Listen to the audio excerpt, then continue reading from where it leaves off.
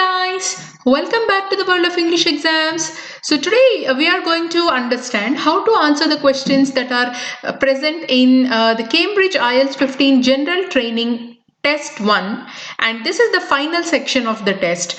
So as you know, there is a long passage and there are two short passages in the beginning and two short passages in the second reading passage of the test. So here is the third and the long passage that we are going to solve. Many students say that they have difficulty in managing time and also the accuracy when they are attempting questions in the long section, the last section. So today we are going to see what are the various question types present in this section along with the big passage. So I am going to simulate the real test conditions, which means we are going to solve it as if this is your main exam. So this will help you understand how to go forward and attempt the test with confidence, particularly in the reading section. So let's get started with the first set of question types. There are two methods actually. So the first method is where a student will first skim the whole passage, get a brief idea of what each paragraph in the passage has to convey. Then they will make some short notes in and around the paragraph, and based on their understanding they would attempt the questions. That is the first method. The second method is going directly to the questions, understanding the questions, and later coming to the passage and reading it in order to get the answers. The approach which you are going to select depends on you. There is no hard and fast rule that everybody has to follow the same technique. The technique might differ, but ultimately all we want is to understand an easy way and an effective way to get the answers. So usually if you have watched my previous videos, you will understand that my method is the second one, that I directly go to the questions, I understand each of them clearly, and then I'll read the passage by following the keywords, and then I'll get the answers. So if you like the method, I think you can work on it, and no technique is perfect without practice. So just remember that. And with that note, let's get started with the first set of questions in Cambridge IELTS 15 General Training Test 1, the third passage. So the first set of questions belong to multiple choice. Now, even though we have made multiple videos, so there are students who say that they're able to follow the strategy, but when they try to apply it, they're facing a difficulty. That's the reason we are making this series of videos in which we are trying to illustrate how easy it is if you can understand the method correctly. So let's get started with the 28th question. So we'll first read the question, and just for your reference, I would like to show the passage. I've divided it into 4 slides here. The first one is this, paragraphs A and B followed by C. C contains 2 sub-paragraphs in it. Then there is D, E, F and G. So the passage is divided into 7 paragraphs. So from these 7 paragraphs, we are going to answer the 4 questions. And my strategy for multiple choice is very clear. I would like to give you a brief insight of what I'm trying to say so that you can understand the technique better for yourself and try to apply it. So when you look at the options, you clearly know that the answer is going to be only one option is the right one, and the others are all the incorrect ones. So my point is, why does the student have to read all the options when they know that finally they're going to zero down to one option? Don't you think it's a waste of time reading and trying to understand all the options? So my technique is very simple. I first read the question only. I am not going to read the options, because even though I read the options, the answer cannot be confirmed unless I have a thorough understanding of the context in the paragraph. So I would not waste time by reading the options, but it is up to you. If you want to read the options and follow the procedure like that, you can do so. Okay, please feel free to do that. So let's read the question and try to understand what it means. Because we haven't read the passage, it might not make sense at first, but let's try to get some idea of what the question is asking us. The writer suggests that. Now, this is the simplest point, but I just want to reiterate it. So don't search for the writer or his name. You might not find it because the paragraph, the passage itself is written by the writer. So there is no specific mention about him or her anywhere in the passage most of the times. So you should understand that searching for the name of the writer or the word writer himself, it will not make any sense. So the writer suggests that Marshall's discovery. So there is a person by name Marshall, and this question is talking about a discovery made by Marshall. So Marshall's discovery came at a good time for the US because, so a person called Marshall discovered something, and that discovery came at the good time. Came at the good time means the discovery was done at the right time, because, and that too, it is particularly advantageous for the US, United States, and the writer is suggesting that it is good for some reason. What is that? We have to find out. So first, the keyword here is Marshall's discovery. We have to see what discovery did this person do. Then our main answer, the question is, why is that discovery so meritorious, so beneficial for the United States? So let's start reading. The California Gold Rush of 1849. That's the title. So I'm starting the reading with first paragraph. On January 24th, 1848, that is, the title mentions 1849, but I think the scenario started an year earlier. So on January 24th, 1848, James Wilson Marshall, okay, we got the first keyword, James Wilson Marshall, who is he? A carpenter, found small flakes of gold in the American River near Coloma, California. So what is the discovery? He found is the synonym for discover, found small flakes of gold in a river. So that was the discovery. He found some small flakes of gold. At the time, Marshall was working to build a water-powered sawmill for businessman John Sutter. So he was a carpenter and he is working for John Sutter, okay, who is a businessman. As it happens, just days after Marshall's discovery, once again, it leads to the answer. So days after his discovery, the Treaty of Guadalupe Hidalgo was signed, ending the Mexican-American War and transferring California along with its mineral deposits. So here mineral deposits were in California, and that region, California, was transferred into the ownership of the United States. So what happened in 1848, on the 24th of January, flakes of gold were discovered by a carpenter named James Wilson Marshall, who was working for a businessman John Sutter. So after the discovery happened, a few days later, the Mexican-American War has ended, and due to that, maybe as a result of that war, California was transferred to the United States. Okay, at the time, the population of the territory here means California, consisted of 6,500 Californios, 700 foreigners, and 1,50,000 Native Americans. So this is something to do with the statistics, the population of California during the year 1848, particularly in the month of January. Okay, so now why is it so beneficial for the United States? It is beneficial because California, along with the mineral deposits, came under the ownership of the United States. So because the territory came under the rule of the United States, it's definitely beneficial because it contains mineral deposits. In particular, it's talking about gold. So that is why it is advantageous. Let's go back to the options now. Let's read. The Mexican-American War was ending, so there were men needing work.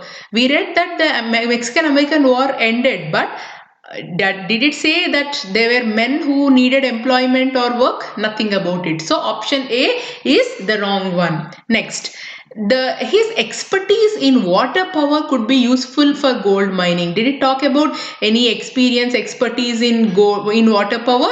No, nothing about hydroelectricity, water power, nothing like that. So this is the wrong one. The population of California began to increase. Did it talk about the increase in the population or just the statistics? Yes, it just mentioned the statistics. It did not say that the population started to grow. So now the option D, the region means California, was about to come under the control of the US. Yes, along with its mineral deposits. So D is the right answer. You see how easy and simple it is, guys, if you can understand the method to approach the particular question. Now with the same approach, let's continue solving multiple choice questions. What was the reaction in 1848 to the news of the discovery of gold? So we already know that a carpenter by name Marshall has discovered gold, and he was a carpenter who was working for John Sutter. Now the question says, what was the reaction? How did people see it? What was the reaction of the public to the discovery of gold? Now let's continue reading paragraph B. Though Marshall and Sutter tried to keep the news of the discovery quiet, obviously because they discovered gold, they did not want the world to know. So they tried to hide it. So although they tried to keep the news of the discovery quiet, word got out. Word got out means the news started to spread. And by mid-March, so this discovery happened on the 24th of Jan. So 1.5 months later, what happened? At least one newspaper was reporting that large quantities of gold were being found. So the news leaked to the press first. But so far, we did not find the reaction of people. But that is what our question asks us to find out. Though the initial reaction of San Francisco was disbelief. What is the meaning of disbelief? They were unable to believe it. So they were not ready to be convinced. So because they thought, maybe who finds gold like that for free in a river? So the first reaction was disbelief, unbelievable. Maybe so then what happened? That is the initial reaction. At first, that was the reaction. Then there was a storekeeper called Sam Brannan. Sam Brannan, who was a storekeeper, set off a frenzy when he paraded through the town, displaying a small bottle containing gold from Sutter's Creek. So then there was a storekeeper called Sam Brannan who displayed a bottle containing gold from Sutter's Creek. So he started roaming around the town.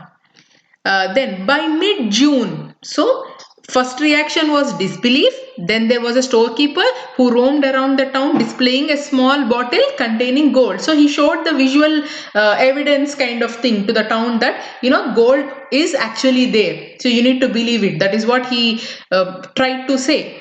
Then by mid-June, what happened? Some 3/4 of the male population. 3/4 means 75%. 3/4 of the male population of San Francisco had left the town for the gold mines. So then people started to believe it because the person showed the evidence of a bottle containing gold. So people started to believe, and 3 months down the line, 75% of the male population was no longer staying in San Francisco. They started moving towards the mines, and the number of miners in the area reached 4,000 by August. So in mid-March, the press started to report. The initial reaction was disbelief. Then people started believing it because they have seen the proof. And later by August, 3/4 of the population was no longer staying in San Francisco. They moved to California, and the number of miners reached 4,000 by August. Let's go back to the question.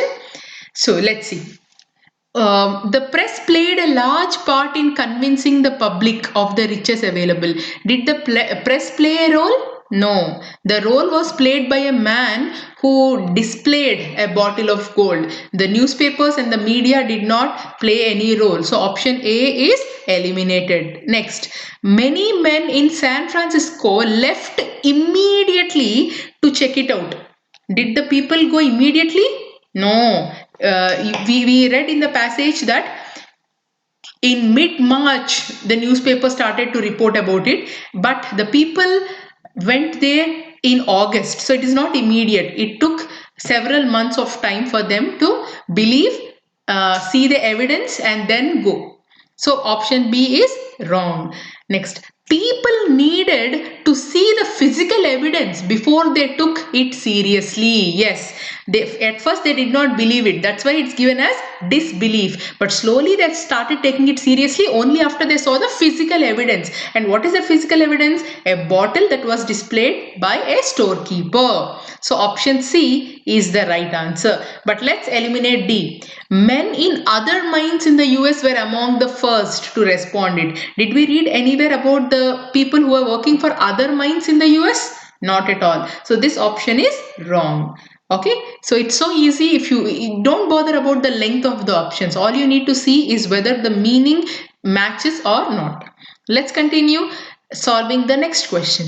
What was the result of thousands of people moving to California? We now have an idea that by August of 1848, nearly 4,000 people migrated from San Francisco to California for mining. So the next question says, what is the result of all this? So many people started to move, that 3/4 of the population, male population, started to migrate. So what is the result of this? What happened as a result? Let's see. So we have read paragraph B. Now we shall proceed to the third paragraph. As the news spread of the fortunes being made in California, the first migrants to arrive were those from the lands accessible by boat, obviously. So wherever people had access to commute, they were the first ones to arrive. Some examples of those regions are Oregon, the Sandwich Islands, Mexico, Chile, Peru, and even China. Only later would the news reach the East Coast, where press reports were originally skeptical. Skeptical means doubtful, not so confident and believable. So press reports were also initially very skeptical. Throughout 1849, now the context is moving away from 1848 to the next year, which is 1849. Throughout 1849, thousands of people around the United States borrowed money, mortgaged their property, spent their life savings to make the arduous journey to California. So many people started to maybe spend their savings or mortgage the property in order to go to California. So in pursuit of the kind of wealth they have never dreamt of. Obviously nobody would believe that they would find so much of gold, so much of fortune. So they never even dreamt of it. So in that happiness, in order to pursue that wealth, they had left their families and local areas also. So in turn means as a result. That's the synonym. So in turn, what happened? Their wives had no option but to shoulder the different responsibilities such as running farms or businesses, and many made a real success of them. So what happened? Usually the men were responsible for doing the businesses or running the farms and other businesses and all that, but because the male population had started to migrate to California in search of the wealth, the wives of these people had to take up the responsibility. So originally it was not on their part to take the responsibility. But because their husbands were not present, they had to shoulder the responsibility. Shoulder the responsibility means they had to take up the responsibility of running the farms. That means they turned into farmers or businesswomen, and then they made a real success of them. So women were very successful. Okay, so that is the result. People who had previously not done the works had to shoulder the responsibilities. Let's go to the options. San Francisco could not cope with the influx of people. Did it talk about what happened to San Francisco? Nothing at all. So option A is eliminated straight away. Then many miners got more money than they could have earned at home. Is there a comparison between how much money was earned here and how much money was earned back home? No such comparison. So option B is also eliminated. Some of those who stayed behind, that who stayed behind means women. Some of them who stayed behind had to take on unexpected roles. Yes, this is the right answer. So those who stayed behind, which implies the women, had to take on means they had to shoulder unexpected roles. Yeah, previously they did not do that. So this is the right answer. It is given in the form of the paraphrase. Then option D, we'll see why it is not right. New towns were established. Did the paragraph mention about any new towns being established? Not at all. So option D is eliminated straight away. Now let's solve the final question before we move ahead. What does the writer say about using pans and rockers to find gold? So what is the opinion of the writer about using pans and rockers? So these are the two keywords. First one is we have to read about pans. The second we have to read about rockers. So let's see. So I'm just trying to find pans here because that is a noun and it will not change. So here comes my skimming skill. No, pans is not there and neither is the word rockers. Okay, so yeah, here it is, panning.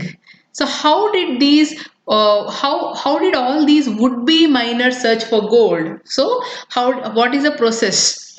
Panning was the oldest way, okay? The basic procedure was to place some gold-bearing materials such as river gravel into a shallow pan. So they put some gravel, river gravel. Gravel indicates small stones into a shallow pan and then they added some water and then carefully they swirl. Swirl is nothing but, rotating, moving it. Swirl the mixture around the water and the light material spilled over the side. So because they swirled the mixture, whatever small materials were there, they spilled over the side. If all went well, the heavier gold nuggets or gold dust would settle at the bottom of the pan. That was the method. So they took a pan, they added some stones, river gravel and some water, and they started to swirl it and then collect the gold. So that is the use of pans, and that's why the technique is called panning. So gold panning was slow even for the most skillful worker. So the disadvantage is that it is not a very fast process, very quick method. It is very slow. On a good day, one miner could wash about 50 pans in the usual 12-hour day. So if the miner worked for 12 hours, he would get about 50 pans. So it was very slow. Another way was to use what is called a rocker. So we understood about pans. Now we shall learn about rockers. Isaac Humphrey is said to have introduced it to California gold fields. So this is the man who introduced this method of rocking, using rockers. It was simply a rectangular wooden box, okay, set at a downward angle and mounted on a rocking mechanism. So rocking is moving to and fro. That is the dirt and the rock was dumped at the top, followed by a bucket of water. The box was rocked by hand to agitate the mixture. The big rocks were caught in the sieve and the waste exited the lower end with the water and the heavy gold fell to the bottom of the box. It's just like using a normal sieve, a rectangular wooden box. So all the heavy particles would fall to the bottom and the light ones would remain on the top, and water and other waste particles would be washed away. So that is the use of a rocker. Now the rocker had advantages and disadvantages. The advantages were that it was easily transportable because it's just a wooden box. It did not require a constant source of water, and most importantly, a miner could process more dirt and rock than with a pan. So when in comparison with the pan, the rocker was more effective. The primary disadvantage was that the rocker had difficulty in trapping smallest particles of gold, which are commonly known as flour. So there is one disadvantage with the rocker, and what's that? It could not collect the tiny particles, small particles which are called flour. That is a disadvantage. But the advantage is that it is easily carryable, that is transportable, and faster and more effective in comparison with the pan. But there is one disadvantage, that it could not collect the smallest particles. Some miners, what did they do? They added small amounts of mercury to the bottom of the rocker. So in order to solve this problem, in order for the rocker to collect even the smallest particles of gold, what did the miners do? They started adding small amounts of mercury. Due to the chemical composition, it had a facility to trap the gold, fine gold. So this mercury was the solution. This is how they overcame the disadvantage. Uh, Periodically, the miners would remove it and heat it. As it vaporized, it would leave the gold behind. So very simple technique is to use mercury in order to trap the fine gold. So now we understood that there are two techniques, panning and using rockers. So the first method was very slow, and the second method using rockers had one disadvantage, that it could not trap the gold. In order to solve that, the miners started adding small portions of mercury and vaporizing it in order to collect the gold. They found a solution to overcome the disadvantage. Okay, let's go back to the options. Both the methods required addition of mercury. No, only rockers needed the addition of mercury. So option A is wrong. A rocker needed more than one miner to operate it. No, it is very easy, and because it's just a wooden box. So just even one miner was sufficient. Option B is wrong. Pans were the best system for novice miners. No, rockers were more effective than pans. Miners had to find a way around the design fault. Yes. What is the fault? That it could not trap smallest particles. Did they find a way out? Yes. The solution is that they started adding mercury. So this is how you answer multiple choice questions in the real exam. I try to explain it to you in an elaborate manner, but once you start doing it, you will understand for yourself how easy and quick it can be done. Now from the same passage, we also have to answer the next set of questions. So this is the answer key for multiple choice. Now let's proceed to the next set of questions. That is, which section contains the following information? This is called paragraph matching or simply para matching. A very important question type, guys, particularly for the general training test. Please remember that no reading test is complete without para matching. It can be given in any section, so you need to be very careful and cautious when you're trying to solve these questions. Sometimes you will find a special instruction called NB, which indicates that the same paragraph contains the information related to more than one question. Here there is no NB, so we can forget about it for the time being. We have to find the paragraph that mentions the context of the information which is being stated here. So there are 5 questions, and as I showed you earlier, there are 7 paragraphs. So let's start reading each of them. My technique for this is to read all the questions. I repeat, you read not just one but all the questions. Try to understand all of them, and then we will start searching for the paragraph which mentions the right answer. So let's see the first one. A reference to. A reference to means the paragraph mentions this. Don't mark reference as the keyword, okay? So a reference to means a mention about. That is what it means. Ways of ways. Ways means it's a plural word. So more than one way of making money in California other than mining for gold. So what are the other occupations or professions that can help people to make money? Do you remember we have already read about this? Particularly we have read about women who did businesses or farming in order to earn money and shoulder the responsibilities, isn't it? So let's go back and find out that paragraph. See, when you read the paragraph clearly, the paragraph itself will give you the answer. But in case you don't find it, there is no harm in starting to read from the beginning. But in this context, we have gotten the answer here in paragraph C. Clearly it says, but the meaning of the question is very important to be understood. Ways means it's a plural word. Ways of making money in California other than mining for gold. So let's see. In paragraph C it is, okay. So in pursuit of the kind of wealth they had never dreamt of, um, so the wives had no option but to shoulder the responsibilities such as running farms and businesses, and they were really successful also. They were really successful also. So now, by the end of the year 1848, 1849, the non-native population of California was estimated at 100,000. So the population started to increase drastically as compared with 20,000 at the end of 1848. So within 1 year, the population has increased from 20,000 to 100,000 and around 800 in March. So in in March of 1848, only 800 people were there. Slowly, the number increased to 20,000 and then to 100,000. So, what happened? As the population started to grow drastically, to accommodate the needs of the 49ers, as the gold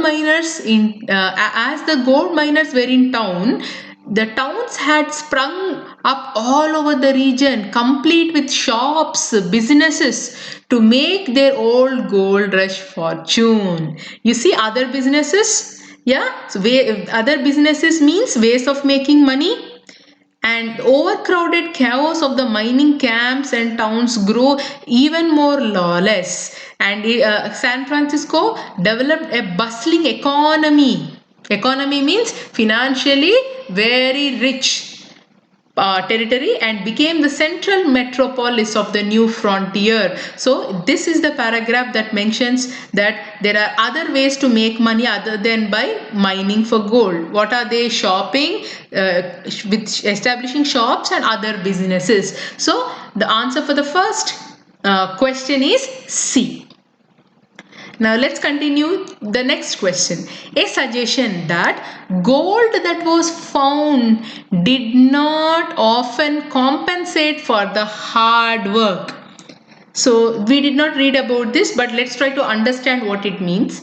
A suggestion that gold that was found, let's say for example that there is 1 kg of gold, 1 kilogram of gold that was found, did not compensate for the hard work. So the person had to put up, let's say, 3 or 4 days of continuous hard work to get that. So the amount of gold that they were getting was very less, but the hard work was even more than that. There is no proportion. They were disproportionate. That is what it says. So hard work is not equal to the amount of gold. Even though they put up hard work, a lot of it, they did not get that much amount of gold that they expected to get. That is what is the question. Next, a mention of an individual. Please pay attention to such articles, the, and all that. Here an individual means one person who convinced many of the existence of gold in California. Yes, we read about it. Who is that person who bought a bottle of gold and he went across the town to display that, gold reserves are actually present in California? You remember we read that in, I think, paragraph B. Let's go back. Yeah, so a storekeeper called Sam Brennan set off a frenzy as he paraded through the town displaying a small bottle containing gold. So this is the individual who convinced many people of the existence of gold. So the answer for this lies in paragraph B. Again, if you are very attentive in reading it and you have the ability to paraphrase it, that's what we are looking at. It's quite simple. Let's go to the next one. We did not get the answer for question 33. We did not read the related context so far. So I would just ask you to circle that question. Let's go to 35th question. I'm sorry. Details of the pre-gold rush population. What is the meaning of pre-gold rush? Pre means before. So before the rush for gold started, what is the population of California? So here the population of California is being asked. If you think that the answer lies in paragraph C, I'm just trying to tell you that here by the end of the year is not pre-gold rush. It is post-gold rush. So gold rush had already started. That is the reason population started to grow, isn't it? But the question mentions pre-gold rush. That is the key. So I could read that in paragraph A here. At the time means when the news of the discovery did not spread, because storekeeper Sam Brennan had not come into the scene so far. So the territory consisted of 6,500 Californios, 700 foreigners and 150,000 Native Americans. So this is the statistics of pre-gold rush. So the answer lies in paragraph A. Quite simple. Then the last question, a contrast. Contrast is nothing but opposite, difference, mismatch. These are the synonyms. So a contrast between shrinking revenue. Shrinking means decreasing, falling, dropping, reducing. So these are the synonyms. So shrinking revenue. Revenue means income, earnings. So and increasing population. So which paragraph speaks that the revenue started to decrease but the population started to increase. Now if we think that option C is the right answer, it speaks about how the population is increasing, but there is nowhere a mention about how the revenue started to go down. So we still did not find the answer for these two questions, that is 33 and 36. But we have already read till paragraph D.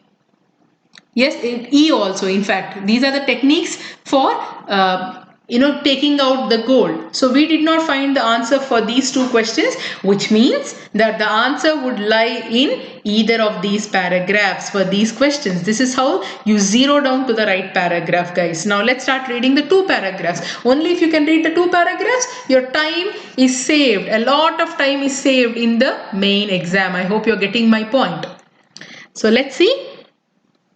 After 1850, the surface gold of California had largely disappeared. Slowly, the gold reserves started to go down. So, even as the miners continued to search the gold fields. So, in spite of the mining process happening continuously, there was no gold actually, because all the revenues, all the reserves got depleted. Then, mining had always been difficult and a dangerous labor, and striking it rich required good luck.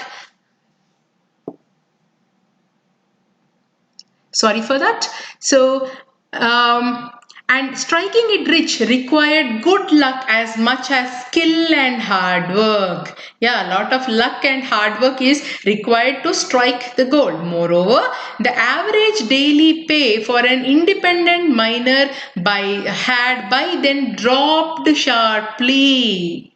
Can you see that the revenue, the pay started to drop, and then what it had been in 1848, yeah, 2 years down the line, because even though the gold reserves were still little, but more and more people, miners, have started to come. So obviously the pay started to go down. As gold became more and more difficult to reach, the growing industrialization of mining drove more and more miners from independence into wage labor. So people were no longer interested to mine it independently because they did not have the money. That's why they started to join as wage labor.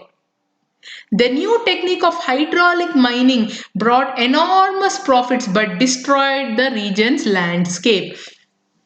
So this shows that more and more people started to come, that is population started to increase, but what about the revenue?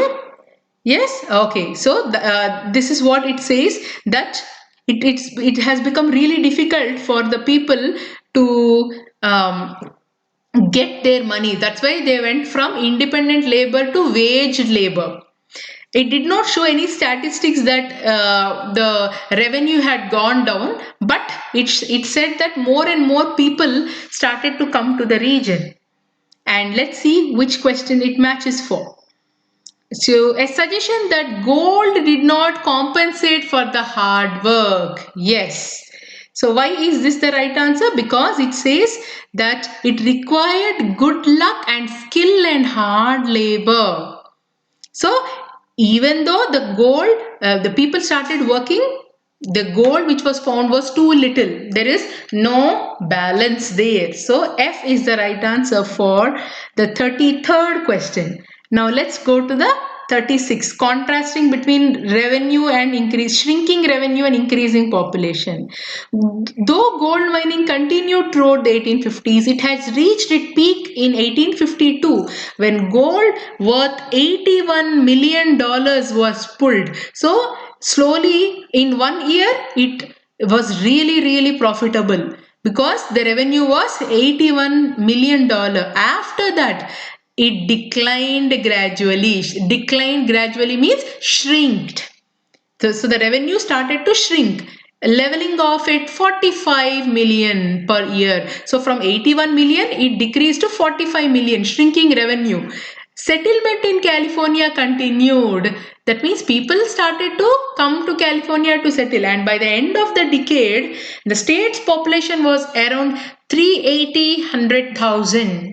So population started to increase, but the revenue started to shrink. That is the answer for the 36th question. So I hope you have understood how to attempt paramatching. Just go with the meaning. I would suggest to read the questions all of them and then go to find the answers. But since we have already attempted the earlier questions with clarity and confidence, we now understand the easier way to save time in the main exam. So finally, the last set of questions in this section belong to summary completion. Simple fill in the blanks, but here you need to pay close attention to the word instructions. One word only. So none of your answers should exceed one word. All of them have to be written in the form of a single word. So now let's see basic techniques for extracting gold. Already we got a clue. What are the two techniques for extracting gold? Panning and using rockers.